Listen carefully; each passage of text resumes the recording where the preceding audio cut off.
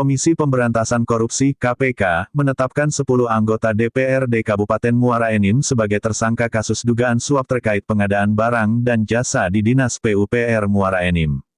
Penetapan tersangka ini merupakan pengembangan atas kasus korupsi yang menjerat mantan Bupati Muara Enim Ahmad Yani. Aries HB selaku Ketua DPRD Muara Enim. Ramlan Suryadi selaku PLT Kadis PUPR. Elvin MZ Muhtar selaku Kabid Pembangunan Jalan dan PPK di Dinas PUPR Kabupaten Muara Enim, serta seorang pihak swasta bernama Robi Oktavahlevi. Keenam orang tersebut telah divonis bersalah dan dijatuhi hukuman. Tak hanya itu, kasus ini juga telah menjerat Bupati nonaktif Muara Enim, Juarsah dalam kapasitasnya sebagai Wakil Bupati Muara Enim periode tahun 2018 sampai tahun 2020. Juarsah saat ini sedang menjalani persidangan di Pengadilan Tipikor Palembang.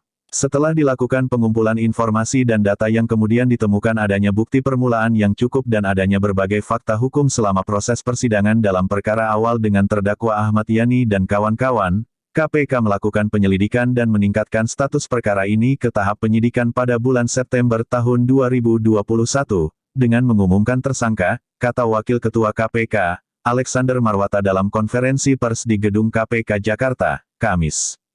Tanggal 30 September tahun 2021. Bismillahirrahmanirrahim. Assalamualaikum warahmatullahi wabarakatuh. Selamat sore, teman-teman semuanya. Sore hari ini KPK akan mengumumkan, sekaligus melakukan upaya paksa penahanan terhadap para tersangka yang telah ditemukan di dalam proses penyidikan. Sebagaimana yang kami sampaikan kemarin bahwa KPK saat ini sedang melakukan kegiatan penyidikan dugaan korupsi penerimaan hadiah atau janji terkait dengan pengadaan barang dan jasa pada Dinas PUPR dan juga pengesahan APBD Kabupaten Muara Enim, Sumatera Selatan tahun anggaran 2019. Sore hari ini setelah kami memanggil dan melakukan pemeriksaan, maka kami akan umumkan perkembangan dari kegiatan penyidikan dimaksud. Sore hari ini hadir pimpinan Pak Alek dan juga Deputi Penindakan Pak Karyoto. Nanti akan dibacakan terkait dengan pengumuman dan penahanan dimaksud, termasuk konstruksi perkaranya, pasal-pasal dan juga siapa saja yang ditetapkan sebagai tersangka. Seperti biasa, setelah dibacakan poin-poin ini, kami persilahkan teman-teman untuk bertanya lebih lanjut terkait dengan perkara ini dulu, baru kemudian kami persilahkan juga terkait dengan perkara yang lain. Jadi pertanyaan-pertanyaan nanti selain ini adalah khusus untuk perkara ya. Jadi pertanyaan-pertanyaannya hanya mengenai perkara yang sedang ditangani oleh KPK. Baik, kami silakan Pak Alek untuk membacakan poin-poin perkembangan dari penanganan perkara dimaksud. Ya, selamat sore, selamat malam. Saya akan menyampaikan terkait dengan perkembangan penyidikan perkara pengadaan barang dan jasa di Dinas PUPR dan pengesahan APBD Kabupaten Muara Enim tahun 2019. Dalam perkara ini sebelumnya KPK juga telah menetapkan 6 tersangka, 5 orang ini sudah diputus dan sudah berkekuatan hukum tetap, dan 1 orang saat ini juga masih berjalan persidangannya di Pengadilan Tipikor Palembang. Nah, setelah dilakukan pengumpulan informasi dan data yang kemudian ditemukan adanya bukti permulaan yang cukup dan adanya berbagai fakta hukum selama proses persidangan dalam perkara awal dengan terdakwa AY dan kawan-kawan, KPK melakukan penyelidikan dan meningkatkan status perkara ini ke tahap penyidikan pada bulan September 2021 dengan mengumumkan tersangka sebagai berikut. IG, IJ, AYS, ARK, MS, MD, MH, FR, SB, dan PR. Jadi ada 10 orang yang semuanya adalah anggota DPRD Kabupaten Muara Enim periode 2019-2023. Adapun konstruksi perkara diduga telah terjadi sebagai berikut. Untuk mendapatkan proyek pengadaan barang dan jasa di Dinas PUPR Kabupaten Muara Enim tahun 2019 pada sekitar bulan Agustus 2019, Robi Oktavalewi bersama dengan A. Elvin MZ Mokhtar menemui Ahmad Yani yang saat itu menjabat selaku Bupati Muara Enim. Dalam pertemuan tersebut, Ahmad Yani menyampaikan agar berkoordinasi langsung dengan A. Elvin MZ Mokhtar dan nantinya ada pemberian komitmen fee sebesar 10% dari nilai net proyek untuk para pihak yang ada di Pemkab Muara Enim dan para anggota DPRD Muara Enim periode 2014-2019. Pembagian proyek dan penentuan para pemenang proyek pada Dinas PUPR Kabupaten Muara Enim diduga dilakukan oleh Elvin MZ Mokhtar dan Ramlan Suryadi sebagaimana perintah dari Ahmad Yani. Diwarsah Ramlan Suryadi dan tersangka IG dan kawan agar memenangkan perusahaan milik Robi Oktavalewi. Setelah Robi Oktavalewi mendapatkan beberapa proyek di Dinas PUPR Kabupaten Muara Enim tahun 2019 dengan total nilai kontrak lebih kurang 129 miliar, kemudian dilakukan pembagian komitmen fee dengan jumlah bervariasi yang diserahkan oleh Robi Oktavalewi melalui Elvin MZ Mokhtar. Pemberian uang dimaksud diterima oleh Ahmad Yani sekitar sejumlah 1,8 miliar, Juwarsah sekitar sejumlah 2,8 miliar, dan untuk para tersangka diduga dengan total sejumlah 5,6 miliar. Terkait penerimaan para tersangka diberikan secara bertahap, yang diantaranya bertempat di salah satu rumah makan yang ada di Kabupaten Muara Enim dengan nominal minimal pemberian dari Robi Oktavalewi masing-masing mulai dari 50 juta sampai dengan 500 juta rupiah. Penerimaan uang oleh para tersangka selaku anggota DPRD diduga agar tidak ada gangguan dari pihak DPRD terhadap program-program pemerintah Kabupaten Muara Enim, khususnya terkait dengan proses pengadaan barang dan jasa di Dinas PUPR Kabupaten Muara Enim tahun 2019. Uang-uang tersebut diduga digunakan oleh para tersangka untuk kepentingan mengikuti pemilihan anggota DPRD Kabupaten Muara Enim saat itu. Atas perbuatannya, para tersangka disangkakan melanggar pasal 12 huruf A atau pasal 11 Undang-Undang Nomor 31 Tahun 99 sebagaimana telah diubah dengan Undang-Undang Nomor 20 Tahun 2001 tentang perubahan atas Undang-Undang Nomor 31 Tahun 99 tentang pemberantasan tindak pidana korupsi, junto pasal 55 ayat ke-1 KUHP, ayat 1 ke-1 KUHP. Untuk kepentingan penyidikan, tim penyidik melakukan upaya paksa penahanan terhadap para tersangka untuk 20 hari ke depan, terhitung sejak tanggal 30 September 2021 sampai dengan tanggal 19 Oktober 2021, dengan menempatkan para tersangka di rutan KPK Kafling C1 sebagai berikut: IG, AYS, MD, dan MH. Kemudian ditahan di rutan KPK pada Gedung Merah Putih, IJ, ARK, MS, dan FR. Dan ditahan di rutan KPK pada Pomdam Jaya Guntur, SB, dan BR. Untuk antisipasi penyebaran virus COVID-19 di lingkungan rutan KPK, para tersangka akan dilakukan isolasi mandiri pada rutan masing-masing. Korupsi yang melibatkan para aktor politik, termasuk di dalamnya anggota DPR dan DPRD, merupakan jenis korupsi yang paling banyak ditangani oleh KPK. Untuk itu, seluruh pihak yang berkepentingan, mulai dari partai politik sampai institusi Dewan Perwakilan Rakyat dan DPRD, harus bersama-sama memiliki komitmen politik yang bersih dan bebas dari korupsi. Para anggota DPRD telah menerima kepercayaan dari masyarakat. Sudah sepatutnya kepercayaan ini tidak digunakan untuk mencari keuntungan pribadi maupun kelompoknya. Demikian saya sampaikan. Terima kasih. Terima kasih Pak Alek yang telah membacakan beberapa poin pengumuman dan penahanan tersangka dimaksud. Pada prinsipnya bahwa sejak pertengahan September 2021 yang lalu penyidikan ini dimulai dan hari ini kami umumkan tersangka sekaligus melakukan penahanan. Para tersangkanya ada 10 orang anggota DPRD Muara Enim periode 2019 sampai 2023. Kami silakan yang ingin bertanya, satu orang, baru satu, kemudian ada lagi yang di tengah, yang di belakang. Baik, mungkin satu dulu. Silakan Mas Mario. Terima kasih, saya Mario dari Metro TV. Ini pertanyaannya nih, ini kan modelnya udah hampir mirip lah, ini kayak semacam laten, bahwa ketika ada pengesahan anggaran atau APBD itu kerap terjadi suap berjamaah.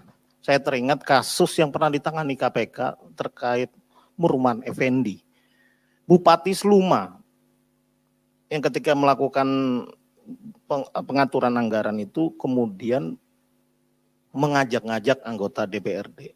Total yang ada di Sluma itu 26 anggota DPRD masuk semua.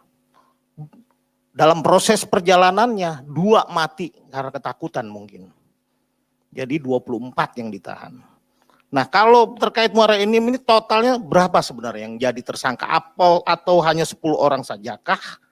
Atau memang total seluruh anggota DPRD di sana menerima dan besar kemungkinan menjadi tersangka? Ini kan baru 10 orang nih. Mungkin karena tiket pesawat habis, PPKM mungkin. Nah, kemudian apakah KPK sudah mendalami dugaan korupsi di dinas-dinas lain? Emang mungkin yang paling empuk kan PUPR. Karena alokasi anggarannya banyak, besar. Bagaimana pendalaman KPK terhadap dinas-dinas lain? Kemudian apakah KPK juga sudah melihat adanya pengembangan, adanya peran serta dari pihak-pihak lain, khususnya para tersangka ini, misalkan nitip perusahaan untuk ikut di proyek PUPR, ini udah modus lama lah, udah dari zamannya nabi-nabi mungkin ya, udah polanya kayak gitu, nggak berubah. Apakah KPK sudah menemukan indikasi ke arah sana? Yang kemudian ya, yang saya ingin mempertegas tadi itu, berapa dari anggota dewan ini yang sudah mengembalikan? Atau memang ada pengecualian misalkan, atau dia sebagai whistleblower atau apa gitu, menerima tetapi tidak dijadikan tersangka mungkin. Dan ya yang saya ingin tanya pertegas itu soal tadi berapa total anggota DPRD ini yang menjadi tersangka dari jumlah total anggota dewan yang ada. Ini kalau satu lagi jadi ke-11 nih, tim oranye nih, bagus juga.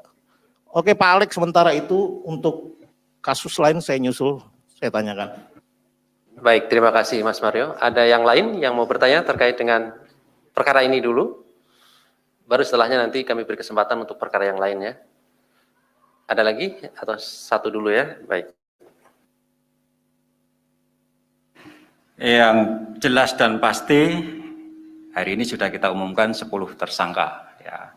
Berapa jumlah anggota DPRD Kabupaten Muara Enim yang nanti yang terlibat tentu pasti nanti akan didalami dalam proses pengembangan penyidikan maupun proses persidangan. Nah, kami tidak akan bicara tentang akan ada tersangka yang lain, ya itu karena memang itu juga nanti pasti dalam proses penyidikan juga kalau ada bukti yang cukup, yang lain juga ikut menerima, tentu itu juga menjadi bahan bagi penyidik untuk melakukan pengembangan perkara lebih lanjut. Ya, gitu. Jadi kita untuk saat ini saja yang jelas adalah 10 tersangka.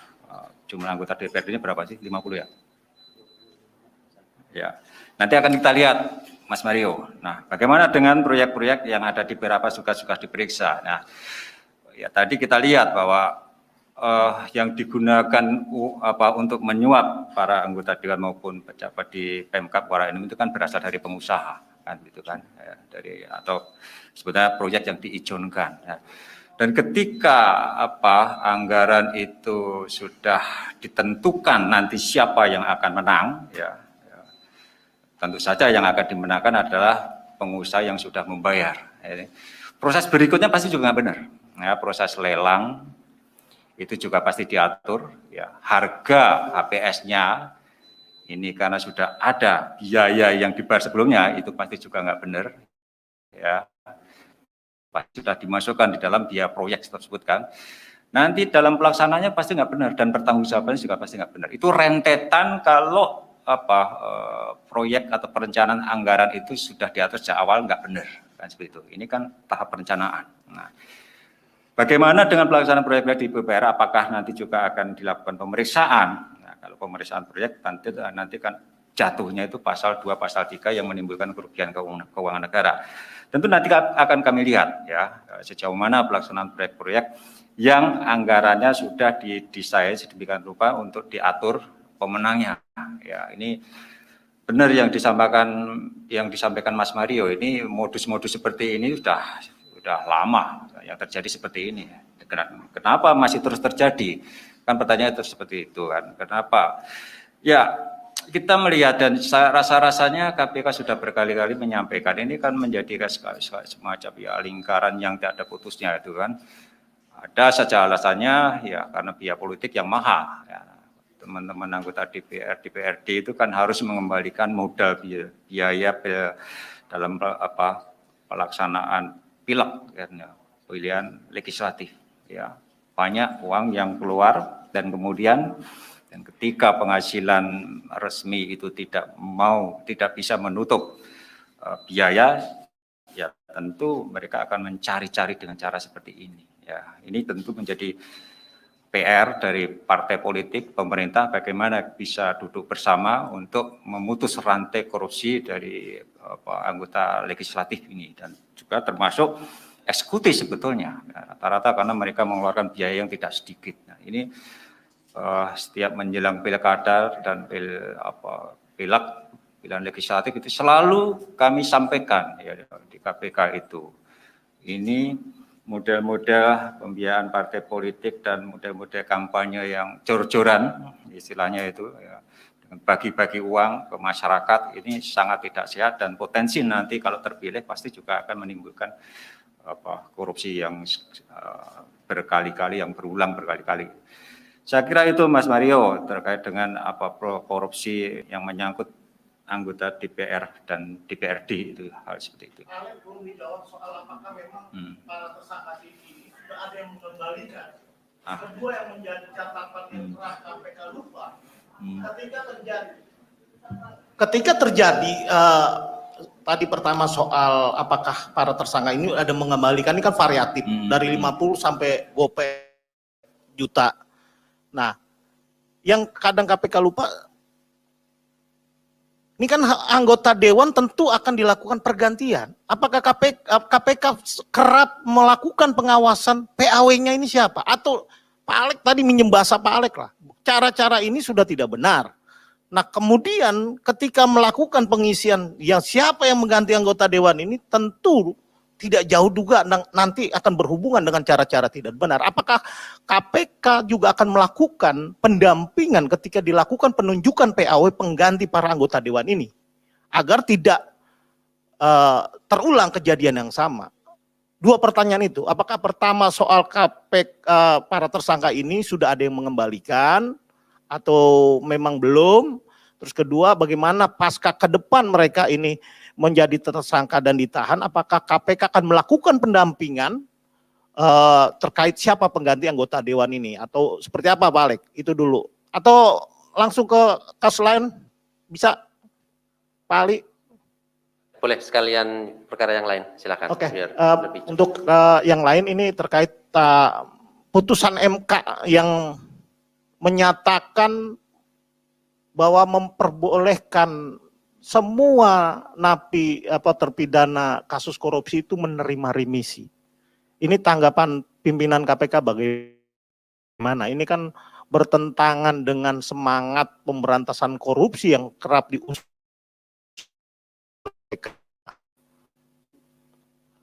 Nah, kemudian ya standar lah Pak Alek soal 57 pegawai. Ya KPK Pak Alek cerita aja lah gimana maunya. Terus saya soalnya udah banyak angle pusing Pak. Jadi versi Bapak maunya apa? Kita dengerin, kita ikutin. Nah kemudian yang terakhir itu kasus terakhir sedikit Pak, kendala pemeriksaan. Saya kembali lagi ngomong nih, kembali pemeriksaan kendalanya dari Paulus Thanos itu apa? Apakah memang dia sudah menjadi warga negara Singapura sehingga kesulitan atau karena dia sakit atau ini kan jadi ngendap Pak? Apa karena nih satu orang 3 tersangka lain tuh menggantung statusnya, atau memang ada kendala lain sehingga kasus EKTP ini tidak pernah tuntas? Besok kita udah ganti KTP touchscreen loh, repot juga. Ini baru elektronik, ini kelamaan gitu loh Pak. Dua itu Baik, dulu. terima kasih Mas Mario. Siapa saja yang sudah mengembalikan, mungkin Pak Karyoto bisa menjawab. Ada nggak yang sudah mengembalikan itu? Baik, makasih. Selamat malam rekan-rekan media semua. Mudah-mudahan kita sehat semua malam ini. Dari nama saya tidak ingat, tapi memang ada beberapa. Saya tidak mengatakan statusnya dia apa. Pada saat itu masih jauh sebelum penetapan yang ini. Jadi statusnya juga belum ada tersangka yang lain. Masalah tersangka yang lain nanti setelah kita mendapatkan alat-alat bukti yang cukup, pasti akan kita naikkan, ya. Prinsipnya kita memenuhi keadilan pada masyarakat. Apapun ceritanya, bagaimanapun kalau dia mengembalikan dan lain-lain, itu kan ada aturannya. Apakah dia JC atau whistleblower dan lain-lain, itu nanti kita akan mengukur sampai sejauh mana kontribusi dari para pihak yang belum kita tetapkan. Mungkin itu, makasih.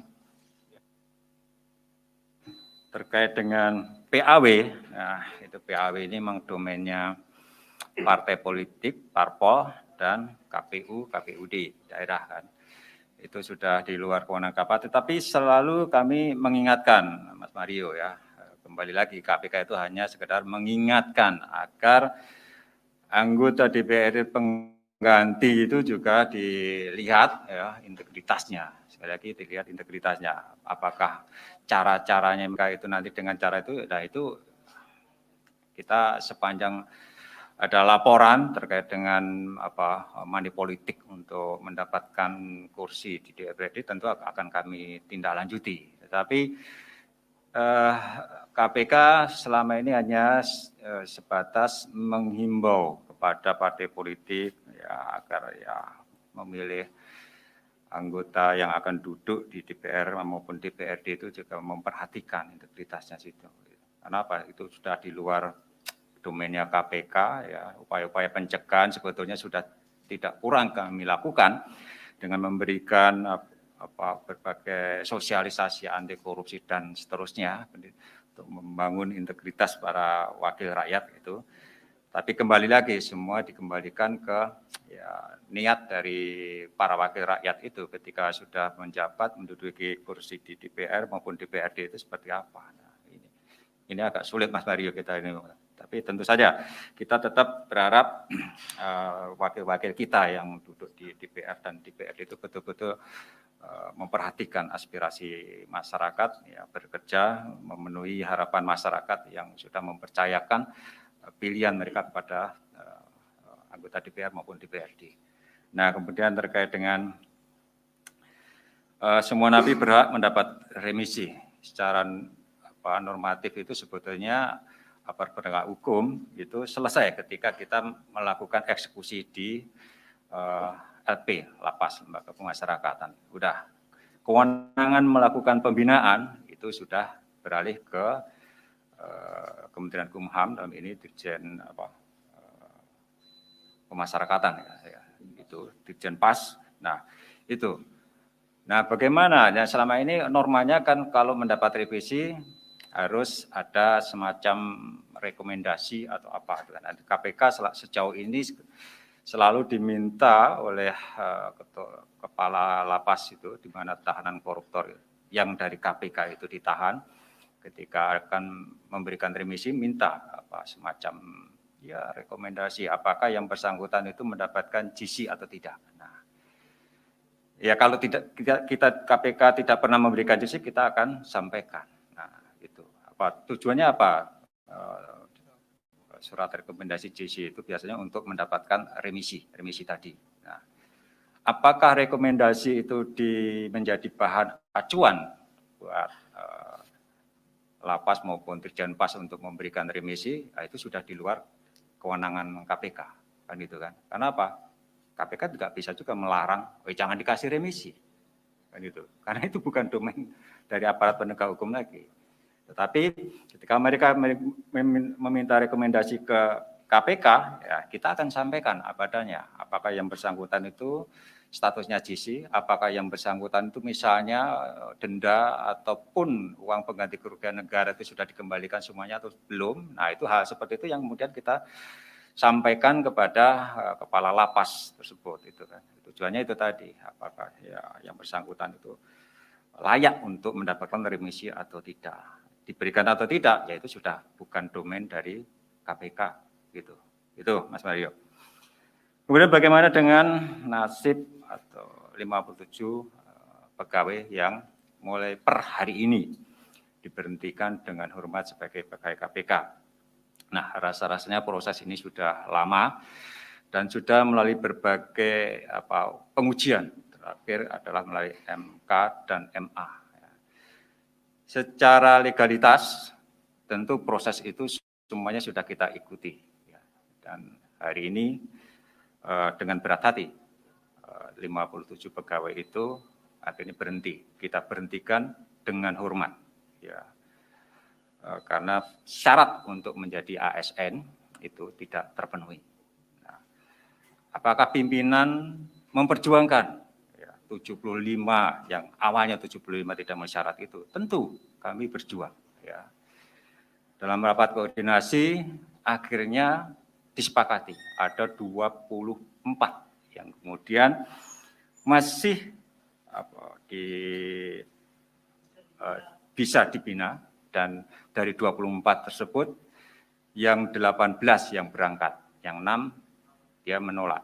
Ya, akhirnya yang 18 kemudian kita lantik sebagai susulan. Nah, itu perjuangan pimpinan waktu melakukan rapat koordinasi untuk menindaklanjuti dari statement Presiden.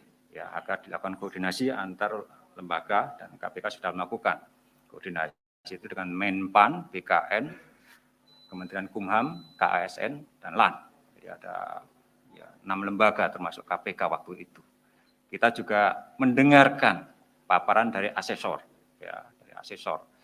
Kenapa orang ini masih bisa dilakukan pembinaan, kenapa yang lain tidak bisa? Begitu.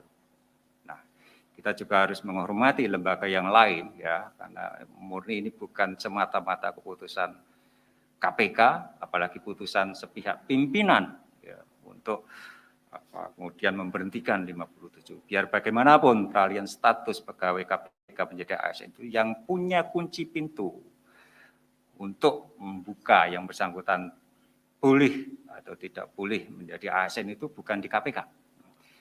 Masalah pelantikan mudah, sepanjang Kementerian Menpan misalnya membuka formatur terhadap kebutuhan pegawai KPK dan BKN memberikan nomor induk kepegawaian, nomor induk pegawai NIP. Ya. Syarat formasi, syarat penerbitan NIP, lolos TWK. Ya, gitu kan. Jadi, dan itu bukan ada di tangan KPK. Ketika mereka memberikan formasi dan menerbitkan NIP, tentu akan kami lantik sebagai ASN. Itu yang terjadi. Ya. Tentu apakah KPK lepas tangan kemudian terhadap 57, dan ya KPK sebetulnya sudah berkoordinasi dengan beberapa lembaga. Kami tidak kemudian membuang diri, ya. Kami tetap memperhatikan, ya. Tentu itu semua didasarkan atas permohonan dari pegawai. Ya. Kami akan memberikan atau memfasilitasi. Itu. Bagaimana dengan keinginan Polri untuk merekrut 57 pegawai tersebut menjadi pegawai Polri? Tentu kami menghormati. Ya. Prinsipnya hari ini, per hari ini, KPK dengan 57 pegawai tersebut kan sudah tidak memiliki hubungan kepegawaian lagi. Ya. Artinya 57 pegawai tersebut menjadi pegawai yang bukan pegawai, menjadi orang bebas,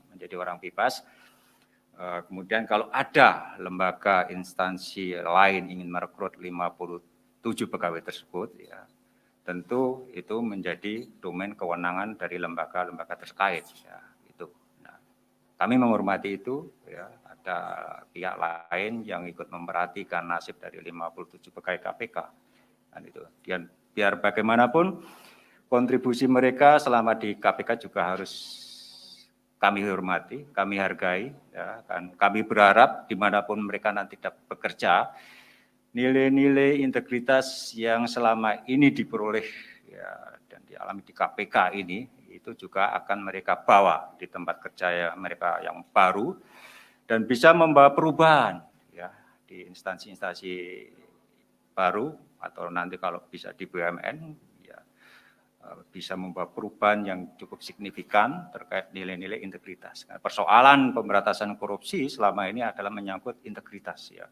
Dan dulu sebelumnya kita juga punya program akan menempatkan pegawai KPK di instansi-instansi pemerintah dan BUMN strategis, ya, menjadi integrity officer, ya, itu menjadi pegawai KPK yang kita taruh di sana. Nah, kalau mereka nanti 57 pegawai itu bisa berkarya di tempat lain, ya, dan nilai-nilai KPK itu mereka bawa di tempat kerja yang baru dan membawa perubahan, itu tentu menjadi kekuatan kita bersama dalam rangka pemberantasan korupsi. Gitu kan. Jadi pemberantasan korupsi tidak hanya di KPK, tetapi juga bisa dilakukan lewat lembaga-lembaga yang lain.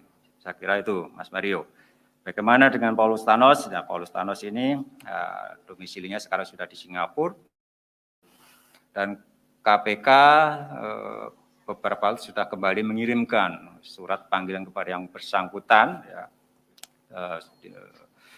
saya tidak tahu apakah sudah ada balasan, ya nanti akan kita periksa. Misalnya kalau tidak bisa diperiksa di KPK karena yang bersangkutan masih di Singapura, tentu kita akan minta bantuan CPIB, ya itu KPK-nya Singapura, ya supaya difasilitasi untuk dilakukan pemeriksaan. Dan ini sudah beberapa kali KPK berkoordinasi dengan CPIB untuk melakukan saksi maupun tersangka yang menjadi tersangka, kita periksa di kantor CPIB. Ya, itu yang kami lakukan, Mas Mario, terkait dengan perkembangan perkara IKTP itu. Nah, ini memang kesulitannya karena pandemi, penyidik KPK juga belum bisa masuk ke Singapura. Ya. Dan mudah-mudahan kalau sudah ada tanggapan dari Paulus Thanos itu, ya, dibalas dia mau diperiksa di mana, gitu kan. Itu nanti segera kita tindak lanjuti. Kalau dia maunya diperiksa di CPIB, ya tentu kita ke sana. Apa nggak bisa dilakukan upaya paksa penahanan? Tentu kita tidak punya perjanjian ekstradisi kan dengan pemerintah Singapura. Itu yang terjadi. Saya kira itu, Mas Maria. Ya. Baik, terima kasih, Pak. Saya kira cukup ya, Mas Maria.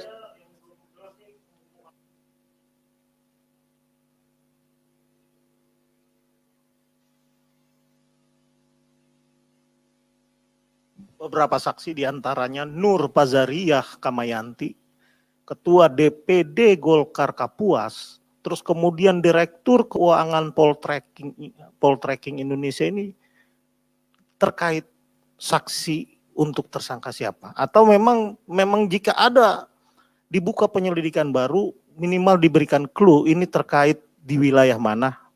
Itu saja. Artinya tidak semesta selalu kalau penyelidikan tuh nggak boleh dulu, nggak juga. Yang penting ada clue-nya bahwa barangnya ada, orangnya ada, ngomong ada gitu loh. Ini menjadi naif juga ketika kita meniadakan peristiwa itu.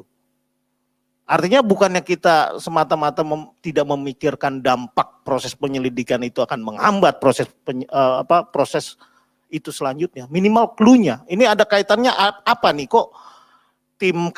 Dia ngomong bahwa ditanyain sebagai tim sukses waktu pilkada, ada yang ngomong ya itu yang bersangkutan yang bicara ini kasus apa sih?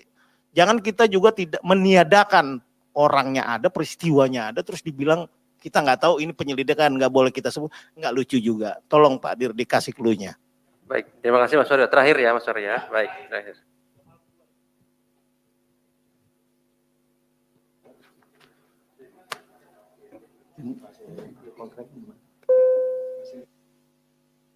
Saya juga dengan kerasnya akan mengatakan kepada Pak Mario, kalau prinsip-prinsip penyelidikan ya harus keras kayak begini. Kalau kita sampaikan informasi yang berkaitan dengan penyidikan, dampaknya yang jelek lebih banyak daripada yang baik. Nanti jadi fitnah dan lain-lain. Kita nggak boleh seperti itu. Karena apa yang disampaikan oleh penyidik adalah sesuatu yang pasti, berdasarkan kecukupan alat bukti, baik saksi, keterangan, dokumen, dan lain-lain. Ya, saya tetap nggak akan bergeming kalau yang masalah itu. Ini bukan pasal ya, bukan pasal yang harus diselesaikan. Pasalnya buat kami nanti kalau udah ketahuan gambarnya baru kita sampaikan. Seperti itu. Terima kasih.